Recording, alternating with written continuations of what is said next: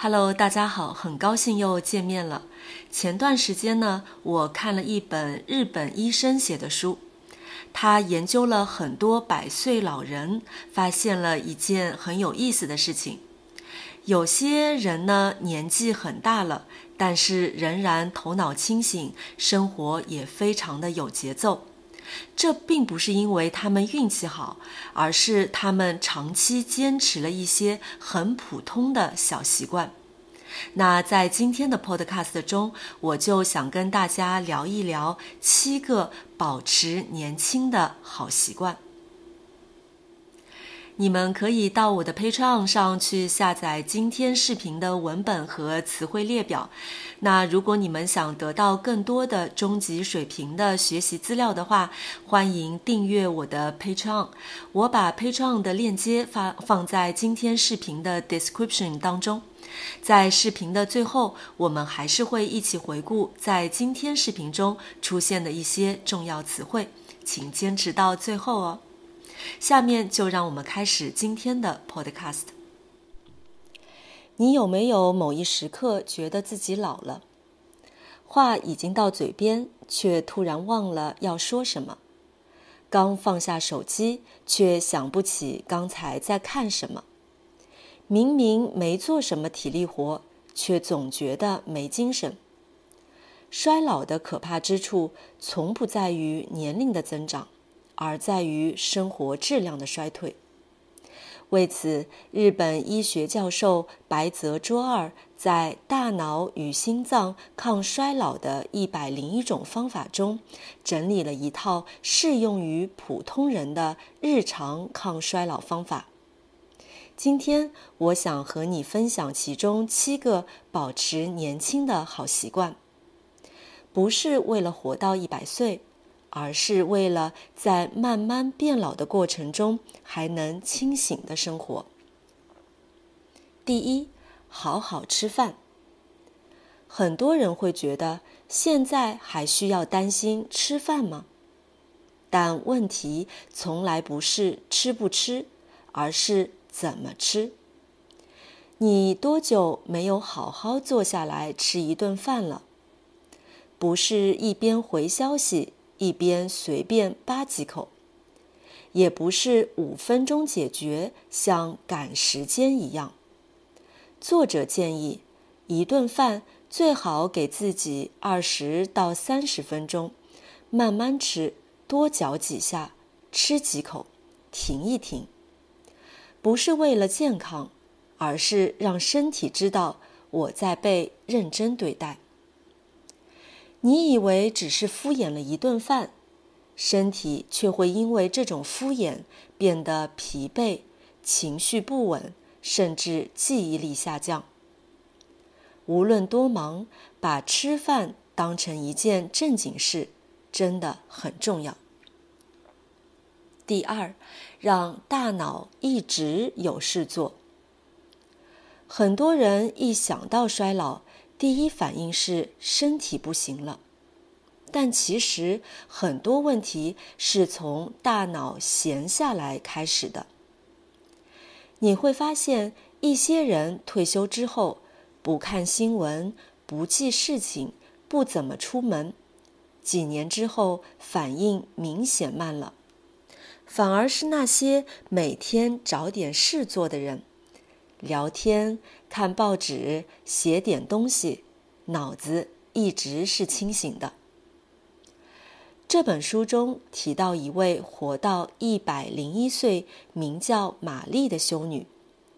科學家對她的大腦進行了解剖，發現其生前顯示有很多阿爾茲海默病的症狀。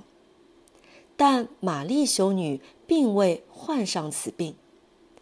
除了保持良好的生活習慣，還有一點就是她特別勤於動腦。她看報紙總是從頭看到尾，對天下事充滿了興趣。大腦真的很像肌肉，不是用多了會壞，而是不用就會退化。寫幾句話，讀一段文章，跟人聊聊天，讓大腦動起來。第三，動，但別把自己逼太狠。很多人一說到運動，腦子裡想到的就是大汗淋漓，拼到極限。但作者提醒我們，隨着年齡增長，身體並不適合長期高強度運動。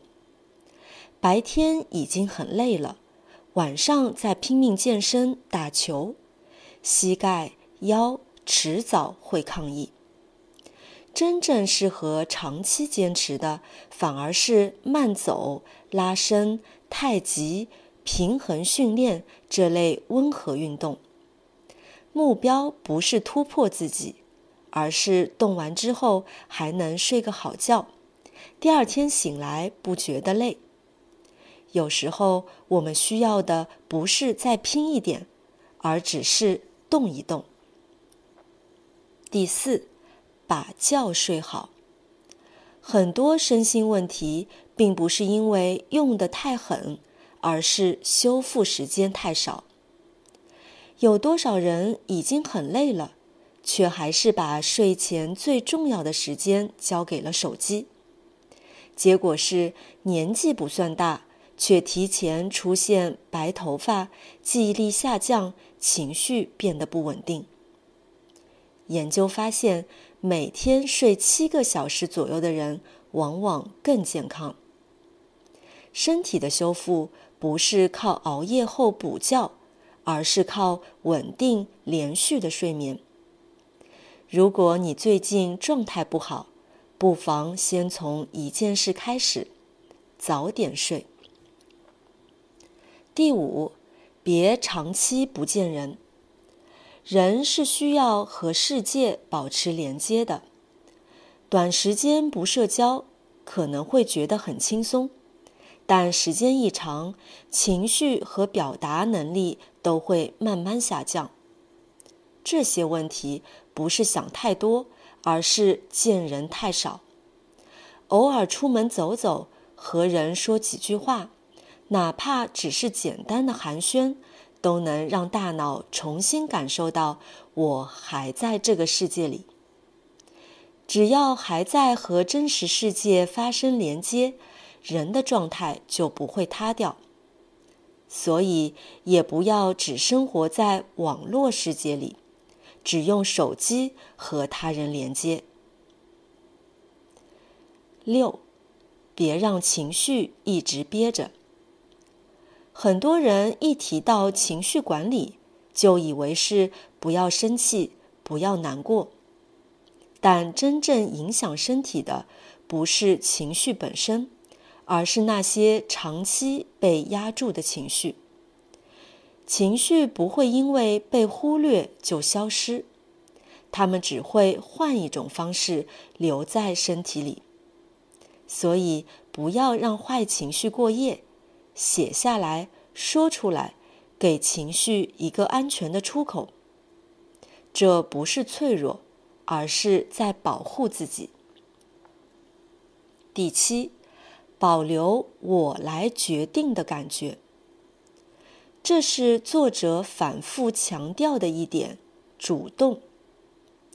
當一個人習慣把所有的選擇都交出去，吃什麼，怎麼生活，要不要改變，大腦就會慢慢退出。而真正的抗衰老，不是對抗時間，而是保留判斷和選擇的能力。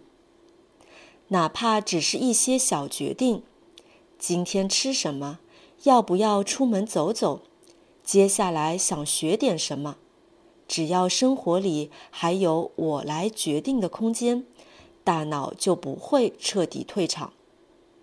活到100歲不是任務，也不是人生目標，更重要的是，在慢慢老去的過程中，我們依然清醒，依然參與生活，依然是自己人生的主人。老去不可避免，但清不清醒，我們始終還是有一點選擇權的。我覺得第2條讓大腦一直有事做和第5條別長期不見人是很有道理的。我爸媽退休以後呢，我爸爸這個骨灰級宅男就一直待在家裡，除了種花呢，也沒有其他特別的愛好。但是我媽媽呢，一直忙這忙那，也保持着社交。現在呢，我就明顯發現我爸爸的頭腦的靈活度，就不如我媽媽。但是要知道，我爸爸以前可是家裡頭腦最靈活的人。好了，下面就讓我們一起來看一下在今天視頻當中出現的一些重要詞彙。衰退，指事物由盛轉衰，功能、狀態或水平逐漸變差，常用於身體機能、能力、記憶力、經濟狀況等方面。他明顯感覺到自己的記憶力在衰退。隨着年齡增長，身體機能不可避免地會出現衰退。敷衍，指做事不認真，只求表面上應付過去，沒有真正投入心力。他只是隨口答應了一下，其實是在敷衍對方。如果你總是敷衍工作，遲早會被發現。閒，指沒有事情做，處於空閒不忙碌的狀態，也可形容事情不重要或與自己無關。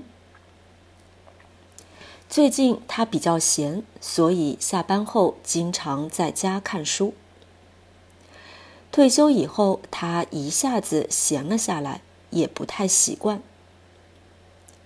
勤於，指經常做某事，有堅持和努力的態度，多用於學習、工作或動腦等方面。他勤於鍛鍊，每天早晨都會跑步。瑪麗修女勤於動腦，總是關注世界上的事情。遲早，表示時間早晚的問題，強調事情最終一定會發生。不注意身體的人，遲早會出現健康問題。遲早有一天，你會明白這些努力的重要性。不妨，表示可以嘗試做某事，沒有妨礙或壞處，帶有建議、鼓勵的語氣。週末不妨出去走走，呼吸一下新鮮空氣。在做決定時，不妨聽聽別人的意見，也許會有新的想法。寒暄，指打招呼、問候和客套性交流，通常是社交中的禮貌用語。在商務場合，寒暄是建立良好關係的重要方式。下班後，他和同事在辦公室裡寒暄了一會兒，然後一起走出大樓。憋，只把情緒、話或感覺強行壓在心裡，不說出來，也可指身體上因受限而感到不舒服。他心裡有很多話，卻一直憋着沒說。長期把情緒憋在心裡，對身體和心理都不好。徹底，表示程度非常深，非常完全，沒有保留或餘地。他決定徹底改變自己的生活方式。這個問題如果不徹底解決，以後還會再出現。骨灰級，形容對某件事非常資深、非常投入、程度極高，常用於愛好者、玩家或長期從事某領域的人，帶有口語和誇張色彩。他是個骨灰級影迷，一部老電影能講出一堆細節。他從學生時代就開始研究攝影，現在已經算是骨灰級攝影愛好者了。這就是今天視頻的所有內容了。如果你喜歡今天的 podcast， 請記得把它分享給其他學習中文的朋友。那非常感謝你的收看，我們下期再見。